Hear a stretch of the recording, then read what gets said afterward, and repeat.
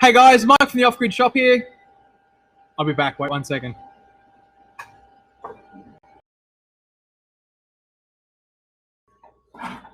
Whew, that's better. How you doing guys? Just had to turn off all the cryptocurrency miners here.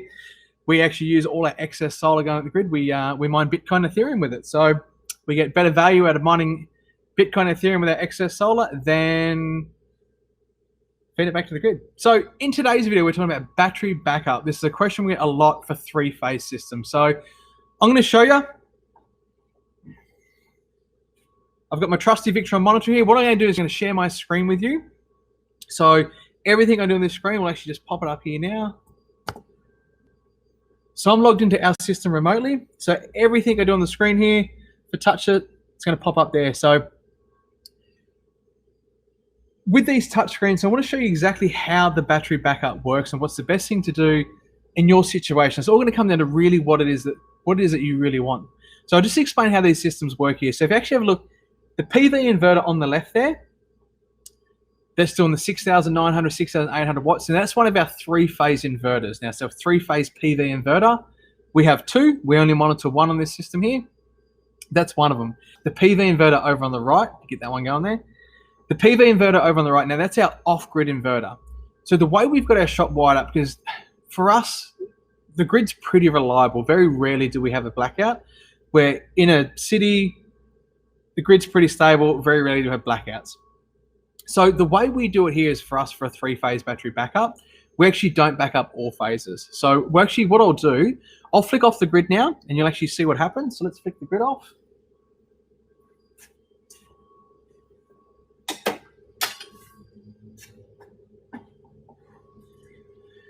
So as you can see, the grid's disappeared, and you can see our AC loads change there. So the AC loads, so right now we're not monitoring any of the loads that are going back to the grid. We're actually only monitoring the off-grid loads at the moment. And you can see here the system started taking from batteries. Notification, we've lost the grid. We'll get rid of that. Yep, thank you for letting us know. So the red box up the top corner there, that's where our grid comes in. The grid's gone, it's disappeared. As you can see, we're at 2,000 watts of critical loads there wide on the battery backup, and they're running on in a blackout situation technically. Now, I actually haven't actually switched off the power to the shop. I've actually only switched off. There's a cable that runs from the Victron over to our main board, and all it does is actually eliminates that cable. So right now, our inverter can't feed back to the grid. If you can actually have a look and see the critical loads there, it's doing 2,200 watts. And the PV inverter is doing 2,500. You see there's 300 or 400 watts gone back into the grid, back into the batteries, sorry. So in a blackout situation for us, so if it was in the middle of the day, we did have a blackout, we'd have this PV inverter. We'd have the PV inverter that's doing 1,400 watts. So that's actually a 6 kilowatt inverter, I think that one is. That's actually 5. So that one's actually a 5 kilowatt. So that's actually this inverter here. So in a blackout situation, so there's no grid available, what happens is the Victron here, that actually becomes our grid in a blackout situation, and it keeps this ABB, the FEMA, it keeps this alive, so it provides it 240 so it can all work. The reality is though, I've been doing this for over 10 years now, and my experience is every time there's been a blackout, it's been raining. I think once in the whole time I've been doing this that I've actually seen a blackout in the middle of the day where I've seen our PV inverter actually be useful is a reality. So it's going to come down to what you want in your situation. So I'm going to flick this grid back on over here now.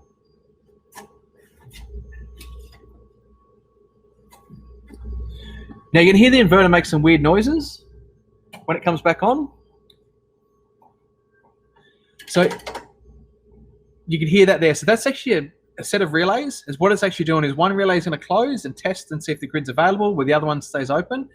And the relays will do this really, really fast and test, okay, the grid's there, it's available, I can actually open my relays, and both relays will then close, and then it'll actually allow the grid to come through. So it'll take a little bit of time to come through.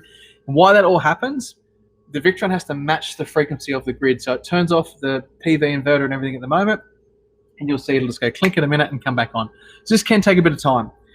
So, and now your situation, depending on where you're at and what you really want, for us as a business here, you know, the way our business works, we've got our lights, our computers, all that stuff that's really important. We've got battery backup. So if the grid does fail, that'll actually still continue working.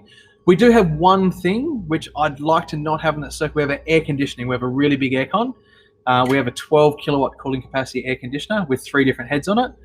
That's actually unfortunately wired on our battery backup because our battery backup's over there. We've got a circuit that runs over there. So anything over there in that part of our shop had to go on the battery backup.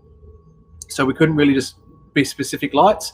So for us, if there is a blackout situation, we would, and if it's raining, we just turn the air conditioner off. Don't know if you can hear that. That's all those contactors and relays and everything doing their thing in the background there. So that's what we would do.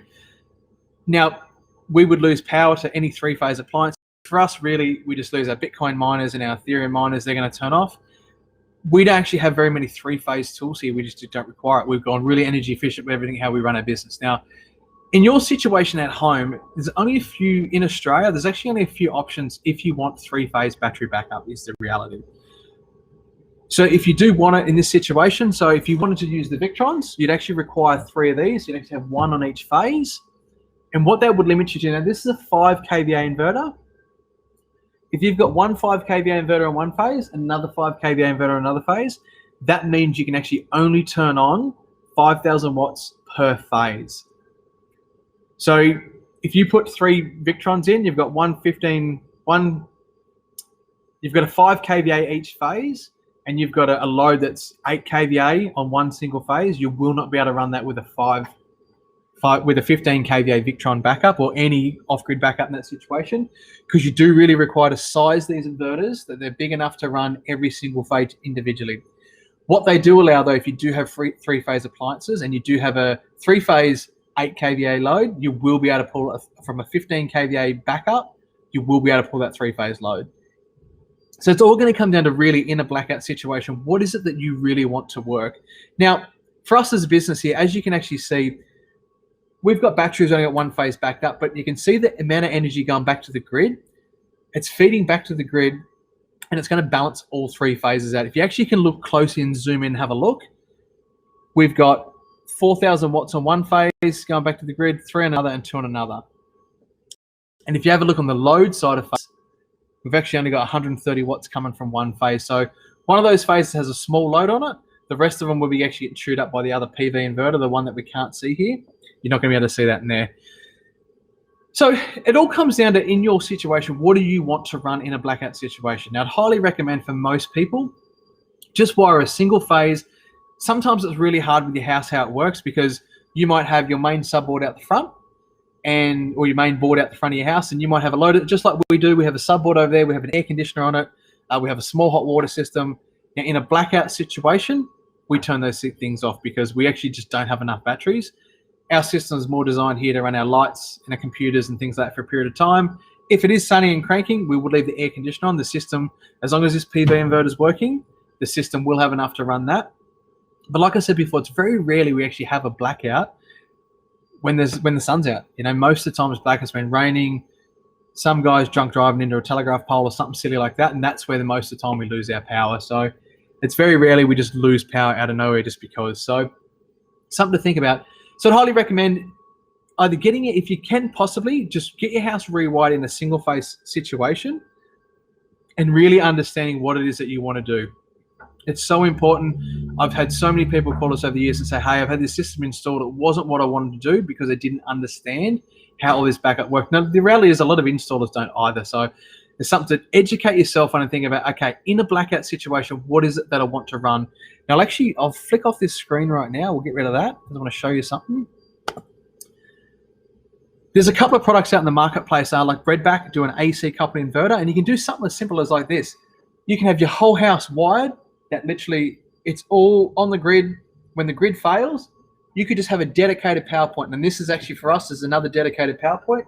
So over here, we've got one power point that works over here when there's a blackout situation, and all the rest of them are there. So if you really wanted to do some, like it's just, it's very rare that you're going to have a blackout. You can do something like this, just have one GPO outside. You can just run some extension cords in your fridge or something like that. Or if you really want to, you could spend the money and have your house rewired. So it all really comes down to just think about what it is in a blackout situation. What do you want to run? and you go from there. If you want everything to run, that can happen. It's just, you're going to require a lot more infrastructure. The more of these inverters you have, the more batteries you're going to have. The more batteries you have, you're going to want more PV to charge the batteries. So the more things you want to run in a blackout situation, the bigger the systems is basically going to grow. Another cool trick, what we do, I'll show you my screen here with our Victron services. Now this is pretty. For me personally, where I live at home, I have terrible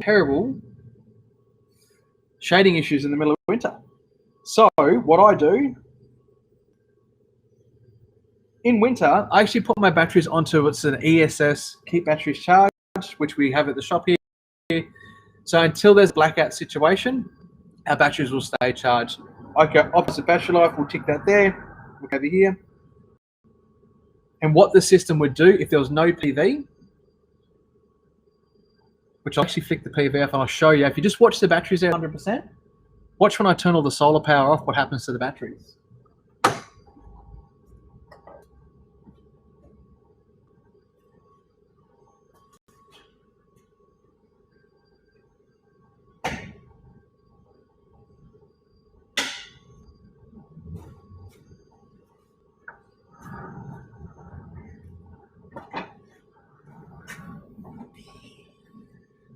You can see now the solar's dumped off, the system started taking from the grid, and what will happen will start discharging from the batteries, and the batteries will start to try and help that load. We've actually also got the batteries set up in a situation. Looking for my screen so I can have a play.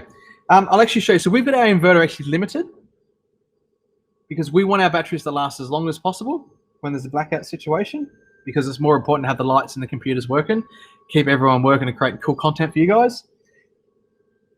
Then run the Bitcoin miners and all the big loads and stuff like that. So we've actually got our inverter limited, so we can do that. So we just go in here, we get ESS. It's something you can do as well that if you really want to save energy from the grid. So there's a lot of different settings here. We've got our maximum inverter power set for 800 watts. You can see that there. So if I want, I can crank that up right now. We'll just get to 2000.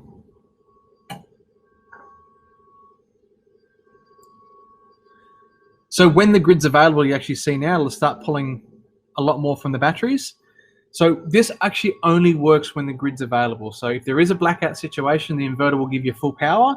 But when the grid's available, it's more about making sure that when you're trying to do the whole save money and things like that, it doesn't dump all your batteries all at once and just suck all your batteries up. This is a really good feature of an electric car. It'll slowly pull out of the batteries. If you've got big loads and things like that come over the night, and it'll actually slowly balance and pull the batteries out overnight. It won't just discharge the batteries flat out all at once and bang, you've got no batteries, and if there's a blackout, you're just like everyone else. So something to think about and have a play around there. So I hope this has been helpful, and one of the biggest tips I can give anyone looking at this is really understand in a blackout situation is what is it that you want to run, and make sure those appliances are energy efficient. If you can get your head around being energy efficient in an off-grid situation, you'll have a lot better experience with your solar and get more of it. I'd love to hear your comments below of what you'd love to run in a blackout situation. We'll join the conversation there. Thanks and have a great day.